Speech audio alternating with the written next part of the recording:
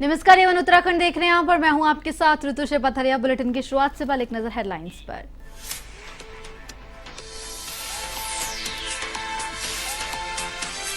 उत्तराखंड समेत 5 राज्यों में ईडी का छापा। भूमाफिया समेत कई ठिकानों पर पहुंची टीम। 1.5 दर्जन लोकेशन पर चला रही सर्च ऑपरेशन।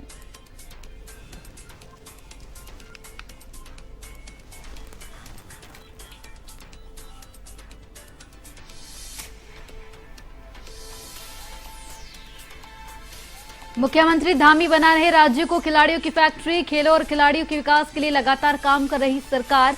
31 खिलाड़ियों की सरकारी विभागों में हो चुकी नियुक्ति।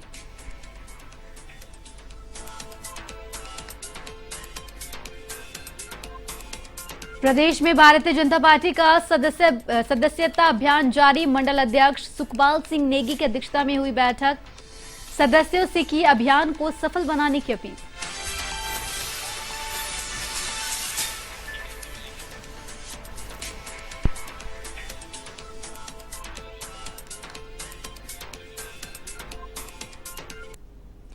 तो खबरें विस्तार से। उत्तराखंड में हुए अब तक के सबसे बड़े फर्जी रजिस्ट्री घोटाले मामले में 5 राज्यों में ईडी की कार्रवाई जारी है। ईडी सभी जगह सर्च ऑपरेशन चला रही है। जांच एजेंसी दिल्ली, उत्तर प्रदेश, उत्तराखंड, असम, पंजाब के लुधियाना सहित 1.5 दर्जन लोकेशन पर सर्च ऑपरेशन चला रही है।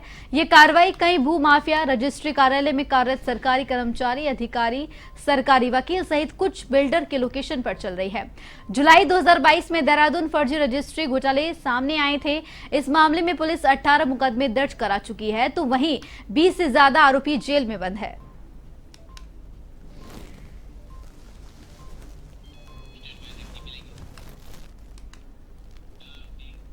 उत्तराखंड के मुख्यमंत्री पुष्कर सिंह धामी ने राज्य को खिलाड़ियों की फैक्ट्री बनाने का संकल्प लिया है, जिसके तहत सरकार राष्ट्रीय और अंतर्राष्ट्रीय स्तर पर पदक जीतने वाले खिलाड़ियों को आउट ऑफ टर्न सरकारी नौकरियों में प्रमोशन दे रही है।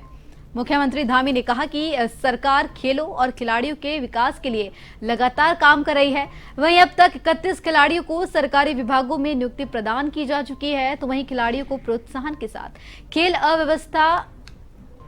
अव्यवस्थापनाओं को मजबूत किया जा रहा है।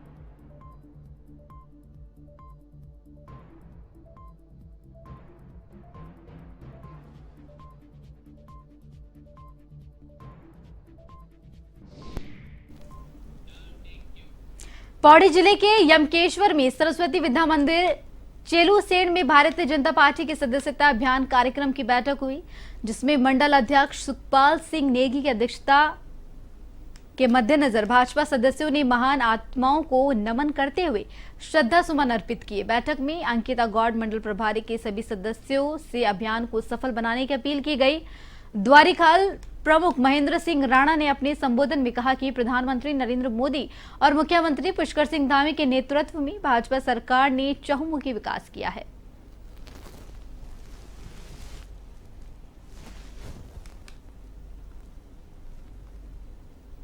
आज द्वारिखाल ब्लॉक के अंतर्गत द्वारिखाल मंडल की बैठक हुई।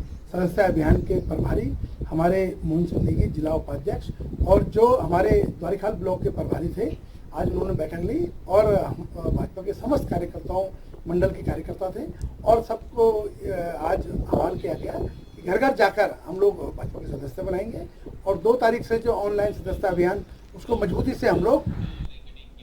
प्रदेश में फिलहाल मौसम खराब चल रहा है, जिसके चलते मौसम विभाग ने बागेश्वर में भारी बारिश का येलो अलर्ट जारी किया है और साथ ही उत्तरकाशी, चमोली, रुद्रप्रयाग, टिहरी समेत अन्य जिलों में हल्की बारिश की संभावना जताई गई है। वहीं बारिश के चलते यमुनोत्री हाईवे जगह जगह मलबा और बोल्डर आने से बंद है, जिसके कारण श्रद्धालुओं को आवाजाही में परेशानी का सामना करना पड़ रहा है।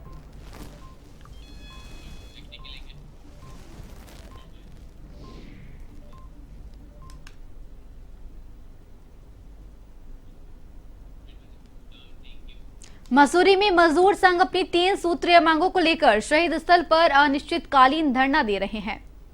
वहीं मसूरी शहीद स्थल पर एकत्रित हुए मजदूर संघ और पटरी व्यापारियों ने कहा कि स्थानीय प्रशासन और सरकार उनकी लगातार अनदेखी कर रही है, जिससे वे काफी परेशान हैं। उन्होंने आगे कहा कि कई बार प्रशासन ने उनको आश्वासन दिया, परंतु आज तक कोई भी सकारात्मक कार्रवाई नहीं हो पाई है।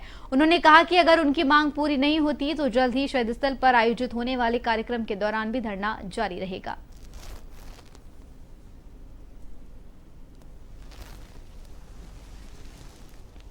उनको तो दे ही रहे हैं, साथ में हम अपना रेडी पट्टी का जो अपना वो लेके बैठे हैं, जिससे हम त्रस्त हैं। हमारी माता बहनें जो आज हमारे घर के चूल्हे नहीं जल रहे हैं, सब बहुत ज़्यादा परेशान हैं। 3 महीने हमें हो गए हैं। प्रशासन से हमारी वार्तालाप हुई थी, उन्होंने कहा था हमें 10 दिन का टाइम दीजिए, हम आपकी व्यवस्था करते हैं। लेकिन उसके बाद हमारी कोई सुनवाई नहीं हुई और उसके बाद 2-2 गाड़ियां लगा दी गई कि उन्हें प्रतिदिन हटाया जाए। यानी कि हमें एक जगह तो चिन्हित की गई थी, निशान भी लगाए गए थे, निशान लगाए थे, उसके बाद कोई कार्रवाई नहीं हुई है। बिल्कुल रहेगा। हम तब तक उठने वाले नहीं जब तक हमारी मांगों को पूरा नहीं किया जाता। नगर पालिका द्वारा हमें कोई ठोस कार्रवाई नहीं दी जाती है, तब तक हम यहाँ से उठने वाले नहीं है। और रही 2 सितंबर की बात, 2 सितंबर भी हम यहाँ पे शांतिपूर्ण तरीके से धरना देंगे, माननीय मुख्यमंत्री जी को ज्ञापन देंगे और उनसे जवाब पूछेंगे सर कि हमारे समस्या का समाधान कब। हल्द्वानी रेलवे की जमीन से अतिक्रमण से जुड़ी बड़ी खबर सामने आई है। जी हां, जिसको लेकर सुप्रीम कोर्ट के निर्देश पर के बाद इज्जतनगर मंडल सर्वे का काम शुरू करने जा रहा है। बता दें कि हल्द्वानी वनभूलपुरा में रेलवे की जमीन पर अतिक्रमण कर 4000 से ज्यादा मकान बनाए गए हैं, जिन्हें तोड़ने का हाईकोर्ट ने 2022 दिसंबर में आदेश दिया था।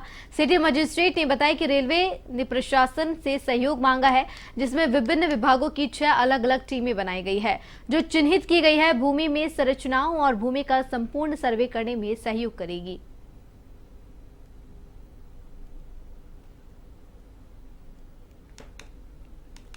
माननीय सर्वोच्च न्यायालय द्वारा रेलवे अतिक्रमण के संबंध में जो निर्णय दिया गया था, उसके क्रम में इज्जतनगर बरेली डिवीज़न द्वारा सर्वे का कार्य किया जा रहा है। उनके द्वारा प्रशासनिक सहयोग मांगा गया है। उसी के क्रम में 6 टीमें गठित की गई हैं। उन टीमों में राज्य सरकार के विभाग, विशेषकर राजस्व विभाग, नगर निगम, बाल विकास, फूड एंड सिविल सप्लाई, इनके प्रतिनिधियों को जोड़ते हुए सर्वे का कार्य में प्रशासन के द्वारा राज्य सरकार। जिला मुख्यालय पौड़ी में ठेकेदारों ने प्रदेश सरकार के खिलाफ नारेबाजी कर प्रदर्शन किया। इस दौरान ठेकेदार संघ के पूर्व अध्यक्ष कुशाल सिंह नेगी ने कहा कि प्रदेश सरकार की नीतियों ने उत्तराखंड के निवासी ठेकेदारों के हक पर डाका डालने का काम किया है, जिसको लेकर ठेकेदारों में खासा आक्रोश देखा जा रहा है। उन्होंने प्रदेश सरकार पर ठेकेदारों की उपेक्षा करने का आरोप लगाया है। तो साथ ही उन्होंने कहा कि सरकार ठेकेदारों की मांगों को गंभीरता से नहीं ले रही है और अगर उनकी समस्याओं का जल्द समाधान नहीं हुआ तो जल्द ही तालाबंदी कर देशव्यापी आंदोलन शुरू किया जाएगा।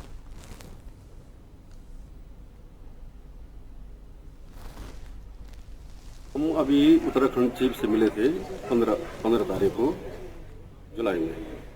उनसे सारी बातें हो गई थी और मेरे ख्याल से नए चीफ साहब हैं जिनकी बात हम समझ रहे हैं कि कह रहे हैं कि उत्तराखंड में सुचारू रूप से काम चल रहे हैं। तो हम इन चीफ साहब से ये कहना चाहते हैं कि 1 तारीख से सारी मशीनें भी बंद हो जाएंगी और छोटे ठेकेदार तो 1 महीने से निविदाएं नहीं खरीद रहे हैं कहीं भी।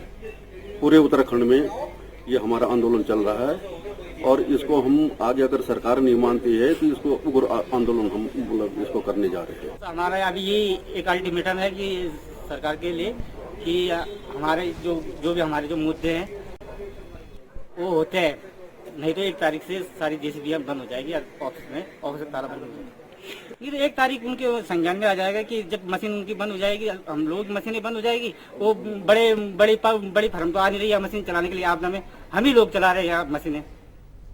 तो 1 तारीख को अब ये तो हम लोगों को छोटे। काशीपुर के थाना आईटीआई क्षेत्र में 2 दिन पहले नगर के आवास विकास कॉलोनी में एक युवक की संदिग्ध परिस्थितियों में मौत हो गई थी, जिसके बाद पुलिस ने कार्रवाई करते हुए हत्या का खुलासा करते हुए 2 आरोपियों को गिरफ्तार कर लिया है।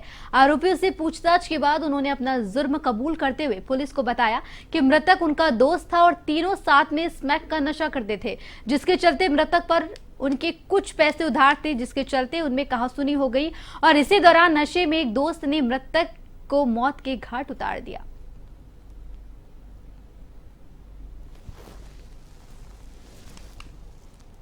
यहाँ पे एक लावारिस वाहन और डेड बॉडी मिली थी। फिर 27 को जब बॉडी की शिनाख्त हुई, 27 को इसके फादर ने थे, लड़के के डिजीज है, उसका नाम है शशांक डोभाल। उसके फादर ने एक तहरीरी सूचना दी जिसमें अज्ञात लोगों के बारे में ये लिखा है कि कहीं ना कहीं कुछ लड़कों ने शायद मेरे बेटे को मार दिया है। पूरी इन्वेस्टिगेशन की गई, सीसीटीवी कैमरा खंगाले गए और जो लावारिस वाहन था उसमें पूरे स्ट्रगल के मार्क्स थे कि कहीं ना कहीं गाड़ी को जो था वो क्राइम सीन से हटाने की कोशिश की गई थी। गाड़ी थी वो इनमें से एक लड़का जो शिखर सक्सेना है उसके फादर के नाम पर पंजीकृत थी। तो इसने, शिखर ने और दीपक यादव है, इन दोनों ने कहीं ना कहीं इस लड़के को, शशांक डोभाल को मिलकर मार दिया था और बॉडी मतलब वहाँ पे धक्का दे दिया था जो शमशान घाट में। वहाँ पे क्योंकि पानी भरा था, लड़का वहीं पे पौड़ी जिले में राष्ट्रीय खेल दिवस और मेजर ध्यानचंद के जन्म दिवस के अवसर पर बालक बालिका अंडर 18 की क्रॉस कंट्री दौड़ का आयोजन किया गया।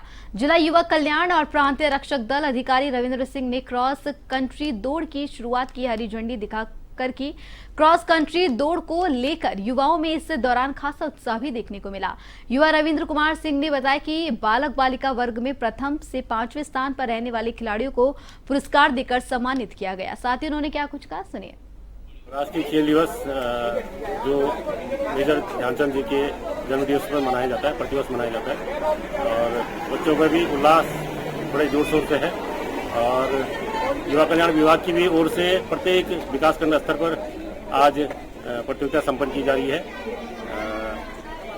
और खेल विभाग की ओर से यहाँ पर क्रॉस कंट्री का आयोजन किया गया और इसके अलावा खेल विभाग की ओर से कोटधार स्टेडियम में भी खेल प्रतियोगिताएं संपन्न की जा रही है।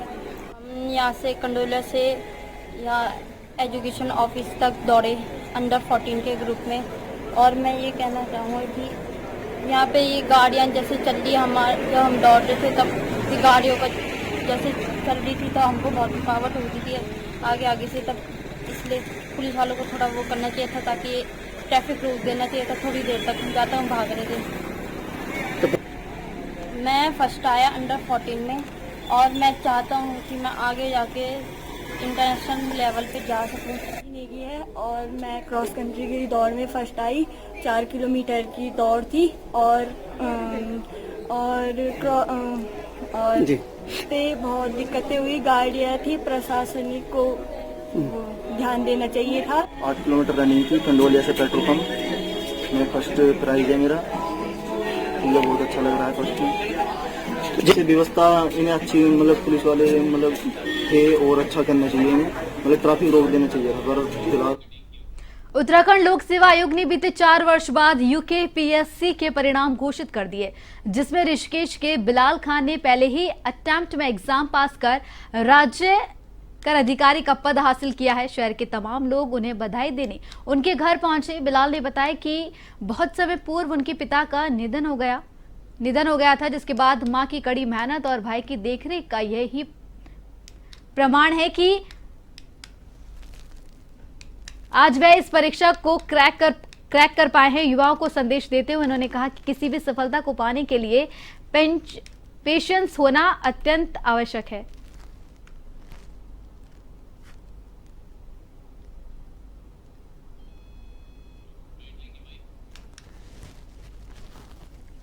मैंने उत्तराखंड का provincial civil services upper PCS जिसे कहते हैं वो क्रैक किया है और मैं स्टेट टैक्स कमिश्नर की पोस्ट पे जो है स्टेट टैक्स ऑफिसर की पोस्ट पर नियुक्त हुआ हूँ और ये मेरा पहला अटेम्प्ट था उत्तराखंड पीसीएस में। पर थोड़ा लेंदी प्रोसेस है उत्तराखंड पीसीएस का, 4 साल के बाद एक रिजल्ट आया है ये।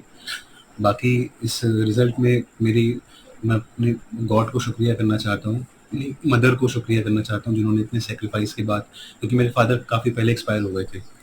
अपने भाई का शुक्रिया करना चाहता हूँ कि उन्होंने इतना मुझे अपने बेटे की तरह पाला, सब कुछ हेल्प की और फाइनली मैं यहाँ तक।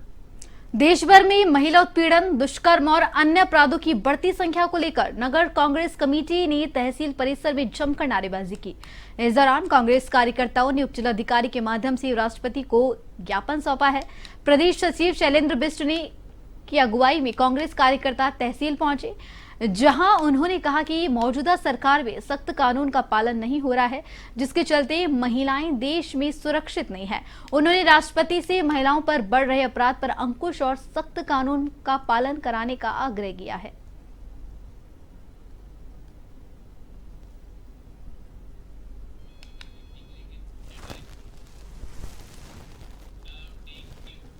उत्तराखंड में महिला अपराधों में बढ़ोतरी को लेकर राजनीति तेज हो गई है, जिसके चलते महिला कांग्रेस के प्रदेश अध्यक्ष ज्योति रौतेला के बयानों पर कैबिनेट मंत्री रेखा आर्या ने तीखी प्रतिक्रिया दी है।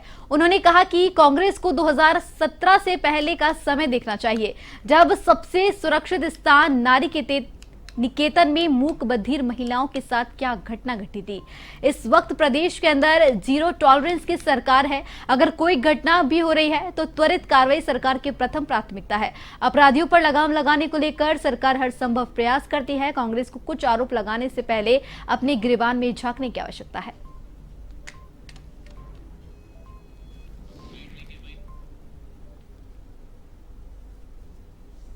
दो 2012 से 2017 का कालखंड भी आपने देखा, कांग्रेस का कार्यकाल आप लोगों ने देखा। उसी कार्यकाल में हम लोगों ने देखा है कि किस प्रकार से मूक बधिर महिलाओं के साथ में नारी निकेतन में, जो कि सबसे ज्यादा सुरक्षित स्थान है, वहाँ क्या घटनाएं घटित हुई। तब आप कांग्रेसियों से पूछिए कि आखिरकार आपने उस समय कितनी यात्राएं निकाली, कितनी आपने इसका विरोध किया, कितना आपने इसके प्रति पीछे प्रदर्शन किया।